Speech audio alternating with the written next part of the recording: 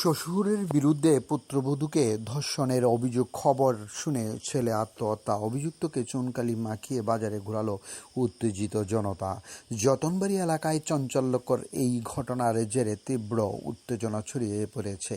অভিযোগ, এক পুত্রবধূকে তার শ্বশুর ধর্ষণ করেছে। এই ঘটনার খবর জানার পর অভিযুক্তর ছেলে মানসিকভাবে ভেঙে পড়েন, আত্মহত্যা করেছে বলে স্থানীয় সূত্রের দাবি। ঘটনার পর ক্ষুব্ধ এলাকাবাসী অভিযুক্ত শ্বশুরকে আটক করে চুনকালি মাখিয়ে যতনবাড়ি বাজারে টানে হেসড়ে ঘুরান।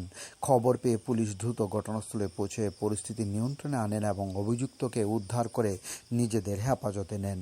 পুলিশ ঘটনার তদন্ত শুরু করেছেন। ধর্ষণের অভিযোগ, আত্মহত্যার কারণ এবং গণপিটুনি বা হেনস্থার ঘটনাসহ সব দিক খতিয়ে দেখা হচ্ছে। এই ঘটনায় তীব্র চাঞ্চল্য ছড়িয়েছে গোটা এলাকায়। ডিউরি রিপোর্ট, খোয়াই টাইমস বাংলা। আজকে দীর্ঘদিন ধরে নাকি ছেলের বউরে খালি ঘর পাইয়াছিরা ছেলে ওই যে প্রদীপ দাস আজকে যে সুইসাইড অ্যাটেম্প করছে, হ্যাঁ বউটা একটু মানে সুজা টাইপের আর কি, বাচ্চাগুলো মানে যেরকম সেই রকম মনোবৃত্তি, তার মানসিকতা। তাইলে আমরা তো থাকি এইদিকে, তারা সেইদিকে কি হয় এটা আমরা সবসময় জানি না। এরপরে দিয়ে আজকে 4-5 দিন হয়েছে আমরা শুনছি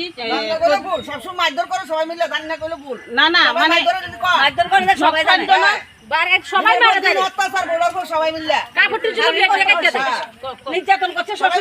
নক্ষারজনক ঘটনা যেটা এটা আমরা জানতাম না। এটা আমরা আজকে 4 দিন হয়েছে আমরা শুনছি।